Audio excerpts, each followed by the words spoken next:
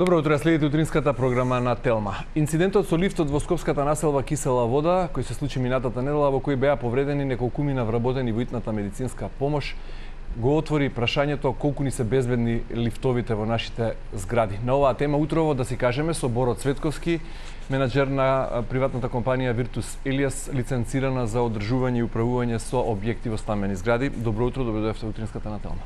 Добро утро, благодарам на поканата. Имајќи предвид дејноста со која се занимавате и вашето искуство во одржувањето и управувањето со објекти во стамбени згради, на почеток би сакал да прашам каков е вашиот впечаток? Дали лифтовите во кои се возат мнозинството граѓани во Македонија, кои живеат во градовите, се безбедни? Па генерално, според мене и според врз основа на лифтовите кои што се директно наша обврска за и ги има во објектите со кои што ние сме управители нистите, генерално лифтовите се безбедни.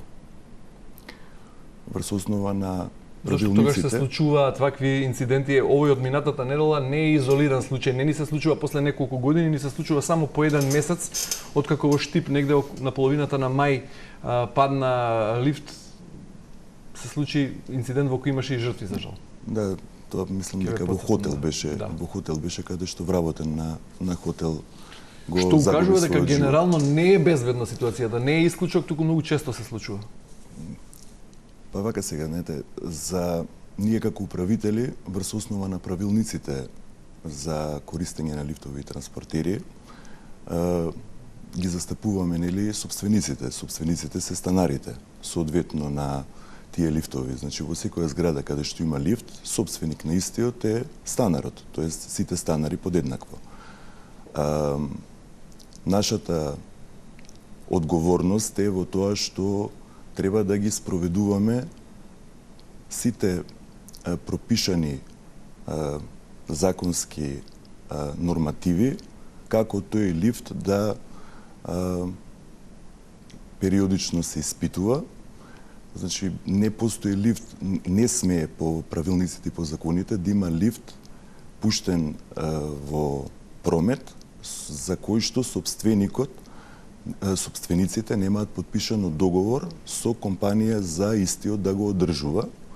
Одржувањата... Ајде да стасаме до одржувањето. Так. Како е дефиницијата за лифтот и под кој закон е... Вака, лифтовите се опишани во правилникот за лифтови транспортери како техничка опрема, која што е подложна на периодични технички прегледи и се користи за транспорт на луѓе и стока и транспорт на стока. Според законот за домување или пак не знаме, вие ќе ме поправите, во законот надлежен за контрола на лифтовите е Државниот инспекторат за техничка инспекција. Или популарно наречен технички инспекторат, имаме и таков во рамките на Министерството за економија. Државен технички инспекторат постои, каде што има цел сектор кој што директно се ги контролира извештаите кои што по правилникот собствениците, нели, а ние ги представуваме собствениците како управители, истото важи, не напоменав на почетокот и за заедниците на собственици, пошто законот за домување уредува начини на кои што се организираат зградите. И врз основа на тоа, кои се обврските кои што треба да ги пратиме и да ги исполнуваме, како сето тоа би било контролирано, би било во законските рамки и врз тоа е она што и ви го напоменав пред малку, за мора да има договор со компанија која што го одржува лифтот. Исто така пропишано е дека мора да има годишен технички преглед на техничката опрема, во конкретниот случај зборуваме за лифтот. Тоа го прават технички тела, значи независни правни субјекти кои што се акредитирани за таа работа. И тие извештаи, ние како во име на собствениците, нели, како управители или како председател на заедница, обврзани сме по закон да ги праќаме до Државниот технички инспекторат. Во тие технички извештаи, технички прегледи, годишни стојат сите забелешки кои што ги, нели, ако ги има, тамо се нотирани, врз основа кои што му даваат информација на собственикот што е тоа што треба да го поправи или отстрани. Еве вашата компанија, за да им биде појасно малце на гледачите, со колку стамбени објекти генерално управува и ги одржува, или колку лифтови се во ваша надлежност одстапена од заедницата на станари, од куќни совети? Од собствениците конкретно, пошто сме независни едни од други, ние во моментов имаме под одржување 303 лифтови и автоплатформи, кои што ова сега што претходно ви го кажав, сето не е обврска и во консултација, не во консултација, него во договор со самите станари, собственици на истиот, тоа на годишно ниво го правиме. Во однос на што добиваме од техничкиот извештај, техничкиот извештај, нели, од изготвен од акредитираните тела, кажува лифтот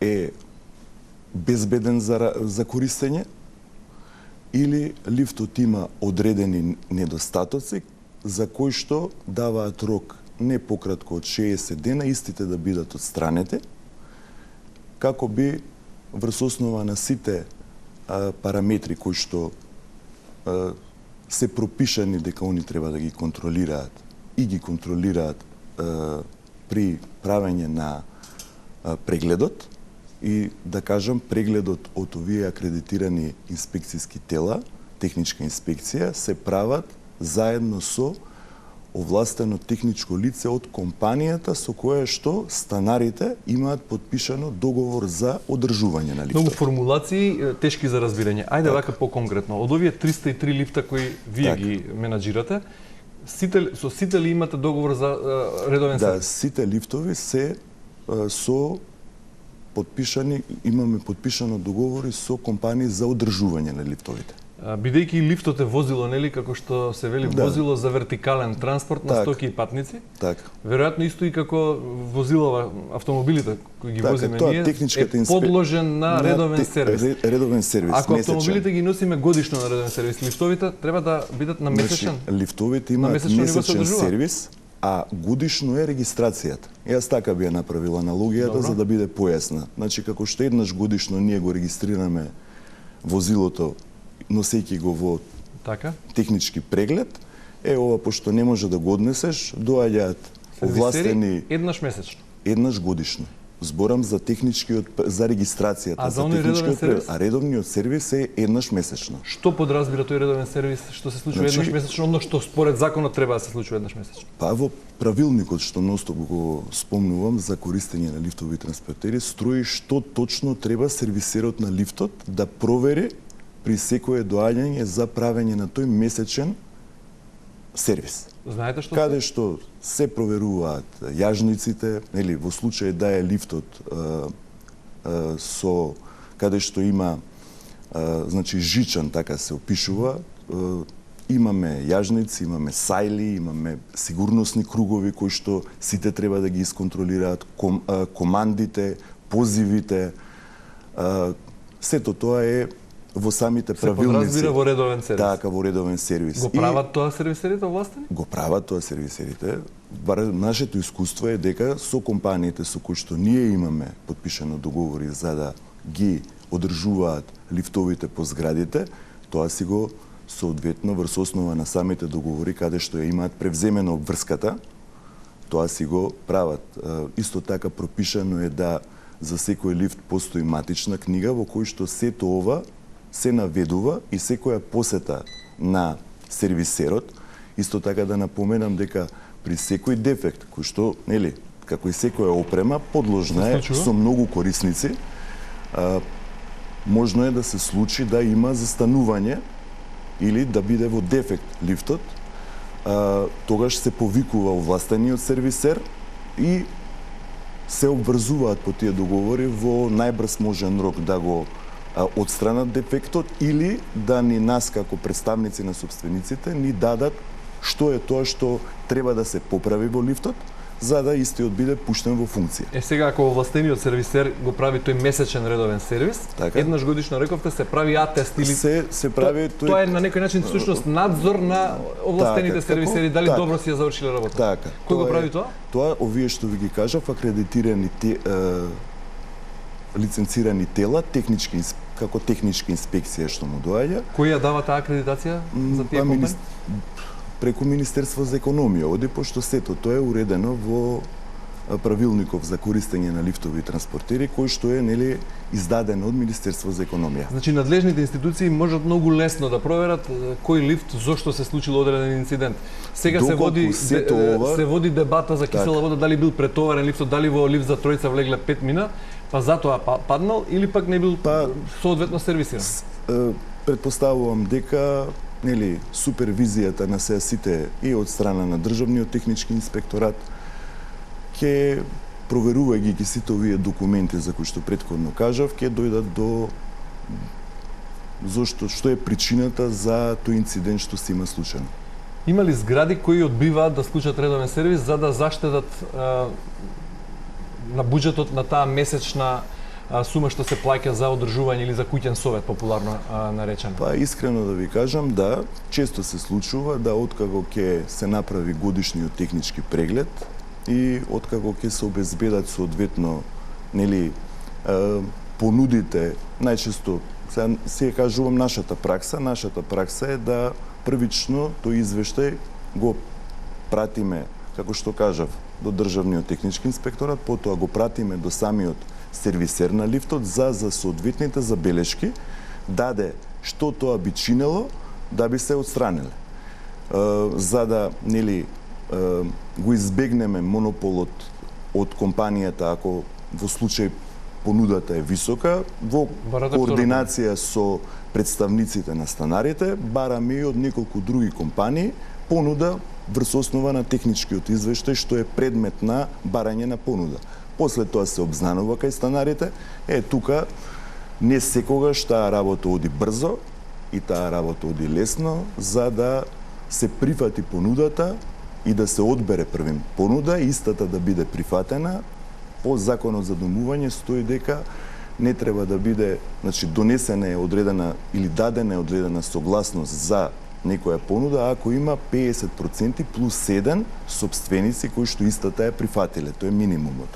Вака да биде јасно, ако се 10 стана, минимум 6 треба да ја прифатат, за да можеме ние како управители по истата постапуваме.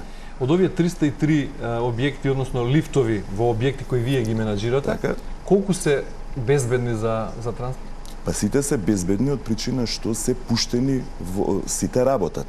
Значи, тоа во однос на безбедноста директно е одговорен самиот сервисер кој што го одржува истиот лифт и со тие месечни прегледи, кога ќе забележи дека тој лифт веќе е небезбеден за користење, веднаш го исклучува. Тука нема опција.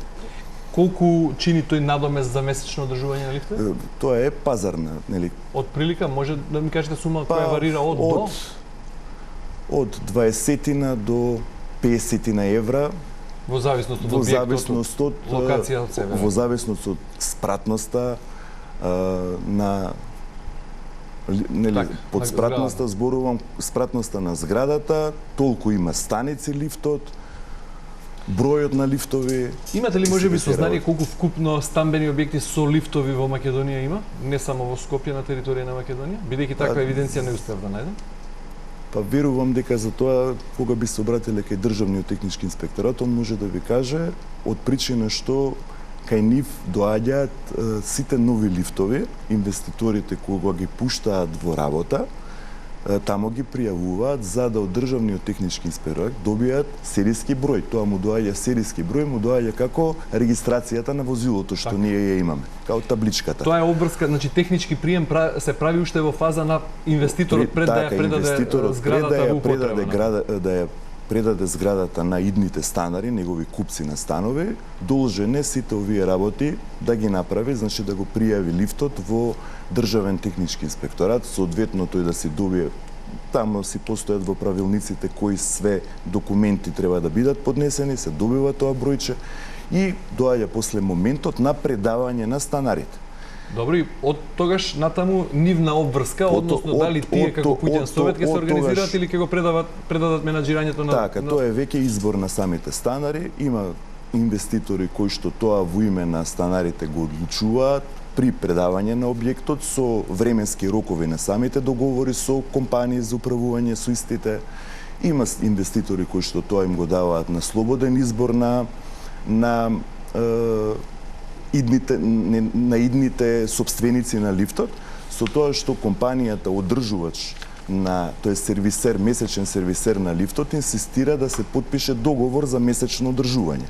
И тука на тој начин лифтов не се пушта во функција доколку не е потпишан договор за одржување на лифтот од компанија овластена за таа работа. Меѓутоа, каде настануваат проблемите? Прво, според законот за домување, секој стамбен објект кој не е за индивидуално домување, односно стамбена зграда со над повеќе од 8 стамбени единици, кај нас третира дека мора да до 8, значи 8 единици е минимумот на одреден стамбен објект за колективно стамбено живење мора да биде организиран. Законот дава две можности, или самите да се формираат заедница на собственици, каде што сето она што ние го правиме, они ќе си го прават на ист начин, или пак ќе го предадат на лиценцирана компанија за управување со стамбени објекти. Како што сме ние. И сега во член 11 од Законот за домување се вели редовно одржување го опфаќа инвестиционото и тековно одржување на стамбената зграда. Тековното одржување на зградата представува преземање на мерки и активности што овозможуваат непречено користење на заедничките делови од стамбената зграда, инсталации и уреди, вклучувајќи набавка на резервни делови за заеднички инсталации и уреди, вградување дополнителни апарати и уреди како мерачи, броила и други уреди. Во случај кога не е предадено управувањето на компанија која управува, лиценцирана, или го прават тоа сами, функционира ли ова, се спроведува ли ова? Зошто ни се случуваат инциденти? Ако се е како што треба, еве, например, вие велите во сите 303 лифтови кои вие ги одржувате, односно вие имате случајно договор со овластен сервисер, се е во ред. И повторно од време на време ќе се случи нешто. Каде настануваат проблемите? Во обидот на некои станари да заштедат, па не го прават тоа? Знаете, моето чувство врз основа на ова 12 годишно работење е да добар дел од грешките се прават од неинформираност, посебно на станарите. Добро. Па и да бидам искрени на нас самите како управители, кои што од секој од своји причини сите овие работи, тоа не е нас работа, за тоа ни постоиме за да сето ова им го предучуваме, сето ова да го водиме, пошто ние ја носиме одговорноста. Зашто сме неинформирани како граѓани? Дека сето ова од аспект на дека лифтот, првична работа со која што се соочуваме дека лифтот е на сите станари во влезот, без разлика на кој етаж се наоѓаат. Тоа е првата работа. Сите овие обврски кои што они самите ги имаат со собственоста врз лифтот е исто така одговорност која што треба да се испочитува. Тоа се првите две работи кои што најмногу енергија конкретно ние трошиме за да го тоа објасниме на станарите. И најбитното, како се користи истиот лифт.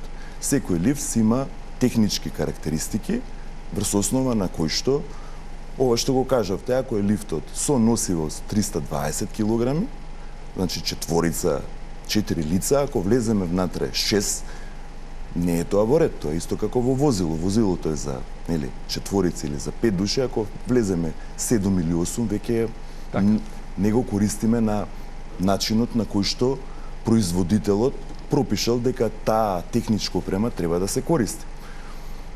Имате ли чувство дека низ години, ве рековте 12 годишно искуство, дека зрее свеста кај граѓаните во Македонија, особено во поголемите градови, за односот кон заедничката собственост? Или се уште сме под девизата она што е мое, она што е заедничко е ничие, или е исто така мое само? Бидејќи рековте, трошите многу време и енергија на објаснување на обврските. Кои им се обврските на една заедница на станари? Сега јас за лично за себе се кажувам, тоа ми е најголема провокација во работата, да на дневна база многу кратно сето ова го објаснуваме дека станот не почнува, значи мојот имот не почнува со влезната врата во мојот стан, него мојот имот почнува со влезната врата во влезот. И дека сето тоа што е заедничко е на секој еден од нас, кои што сме во тој влез и во таа зграда. И грижата за истото е на сите нас подеднакво. Може би за ова и не треба да ве прашувам со оглед на хигиената по влезовите, која е многу воочлива во поголемиот број, чест на исклучоците, сум видел и спротивни примери каде што хигиената е навистина на завидно ниво. Меѓутоа, веројатно вие како управители на стамбени објекти не може толку да го организирате чистењето колку што станарите може да извалкаат сега... или пак или не се чисти добро. Па не, тоа е измешана работа. Значи и компаниите ангажирани за хигиена несовесно си ја вршат работата и од друга страна станарите чии што влез се чисти не се на потребното ниво за хигиената во нивниот влез да го има задоволителното ниво. Многу сте самокритични што признавате дека и компаниите што ги ангажирате за чистење не ја прават, не ја вршат работата добро. Сега... Зошто хигиеничарите не би чистеле добро ако се платени за тоа? Малку се платени или? Па најчесто проблемот е во ниската цена на услугата која што ја испорачуваат кон крајните корисници. Како и секогаш, нели, цената е единствен услов за избор на одредена компанија за да ја врши хигиената, тоа би го рекол и за компаније за одржување на лифтот, па дури и за нас како компании за управување со објектите. Репер на сите, значи на повеќето е цената.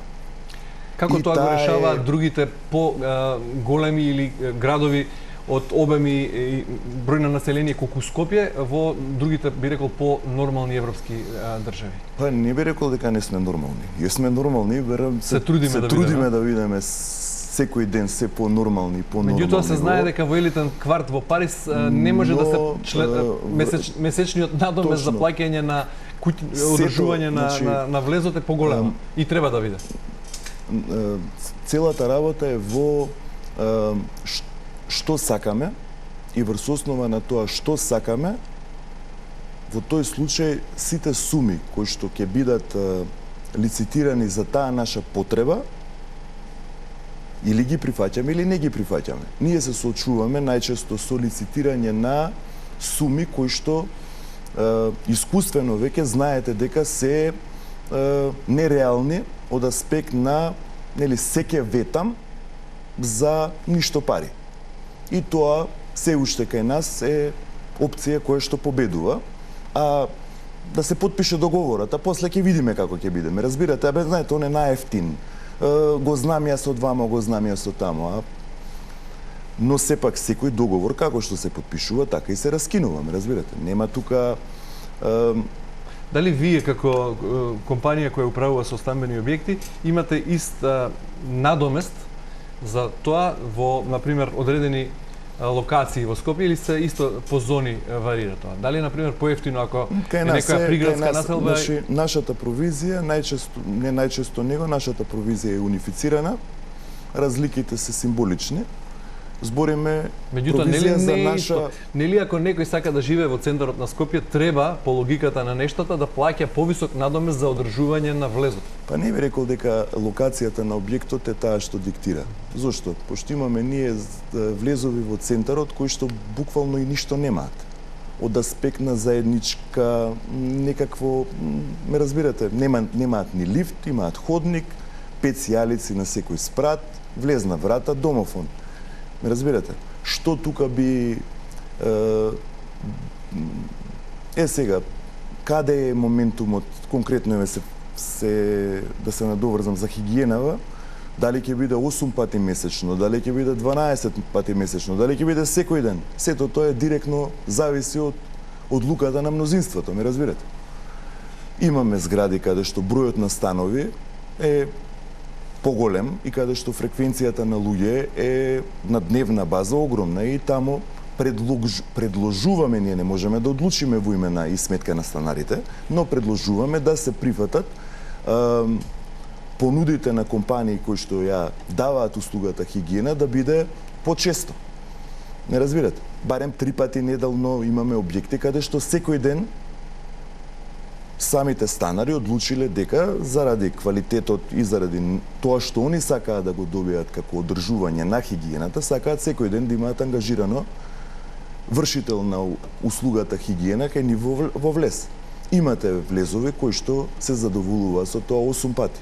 Но од друга страна па и едното и другото си има разлика во самата сума која што е месечен издаток кој што треба да се плати. Иако хигиената во влезовите е огледало на тоа што ни се случува и зад вратите во домовите, да се навратиме на безбедност. Ако лифтовите се еден аспект, друг аспект се противпожарната заштита, односно врската секој влез да поседува опрема за противпожарна заштита. Така, тоа и тоа исто така тоа е исто дел од исклучок, односно дел од обврските кои што собствениците, нели, се иземам како управител не од аспект на одговорност, него од аспект на кој начин собственик на стан во зграда може да се организира. Законот нуди две решенија, два начина, едниот е заедница, другиот управител. Но и тоа е една од важните работи за одржување на тој систем. Колку од овие објекти кои вие ги менаџирате на секој кат имаат хидрант, односно црево со пумпа која може да биде ставена во употреба? Врз основа на фактичката состојба, кај новите објекти, зборам објекти кои што се во изминативе 5, 6, 10 години пуштени во промет, пуштени во функција, значи предадени на станарите, постои хидранска мрежа. Сега дали постои хидранска инсталација, тоа е прашање.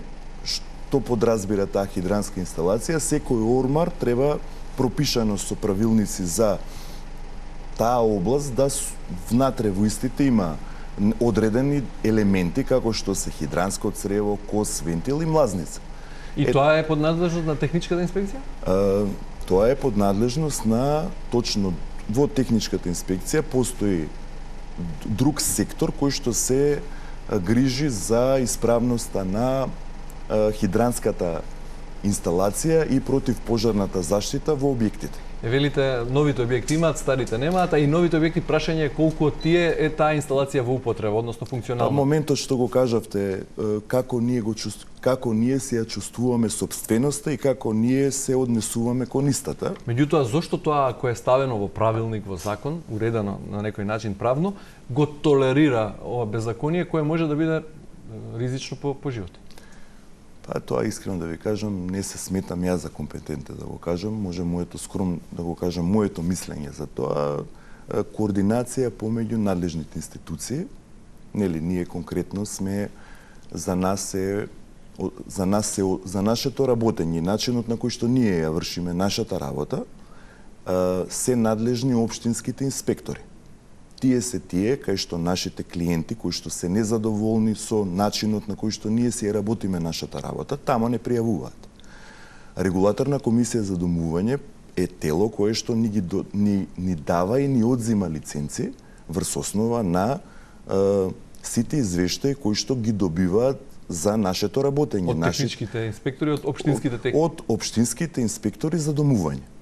Во однос на сите овие други, што ги кажавме, државен технички инспекторат е надлежен за лифтовите и за автоплатформите. Имате ли чувство дека општините имаат доволен број на инспектори за домување? Искрено не. Ниту една општина, ниту поголемите во Скопје? Сите имаат, но ме прашавте дали имаат доволен број. Точно. Во поголемиот број општини нема доволен број. Според мое мислење е дека бројот на инспектори за овие области не е задоволителен, како би можела контролата и подобрувањето на општата состојба да биде забележително. Значи, како резиме, надлежните се само исто така слика на нашиот менталитет, кој низ години ви рековте дека не може да се каже дека зрее во однос на чувството кон заедничка собственост и па се осеќа напредок во зависност ако споредуваме нешто што било кога нели ние нашата компанија лиценцата извади 2012 година. Од тогаш до сега, значи не би било благодарно ако кажеме дека не постои зголемување на свесноста кај нашите клиенти. Значи ќе треба да созрееме како општество за овие инциденти да ги сведеме на минимум. Бавно, но вака да созрееме. Чувството за заедништво и чувството дека сме дел од некоја стамена зграда, не треба да го сметаме како товар, него баш можност да секој еден од нас допринесува за квалитетот на живот во тој објект, во нашиот дом биде подобар. Тоа се прави со комуникација, со заинтересираност, со Кој сака поинаку може да се купи куќа и да се живее во индивидуален објект. Точно. И да се почитуваат правилата кои што таа куќа ги има. Тоа нели што секој објект си има свој куќен ред. И колку ние си го почитуваме куќниот ред, толку добро ќе ни биде живеењето во таа колективна стамена зграда. Во однос на исто на само да се навратам за хигиената, тоа е нешто што најмногу се трудиме да им објасниме на станарите, е дека сите оние сопственици кои што ги реновираат своите станови, ја имаат и обврската влезо да го чистат на дневна база. Али тоа не е случај дека таа обврска сакаат да се ја превземат. И тогаш настануваат најголемите проблеми и вие почнате со чувство на зградите не се чисти. Перцепција. Така. Боро Цветковски, Виртус Елијас, ви благодарам многу за гостувањето во Утринската на Телма и за благодарам на вас објаснување. за можноста да објаснам одредени работи, кои што и би искористил можноста да ја поздравам оваа ваша иницијатива и не треба нова да се престане, пошто колективното живење е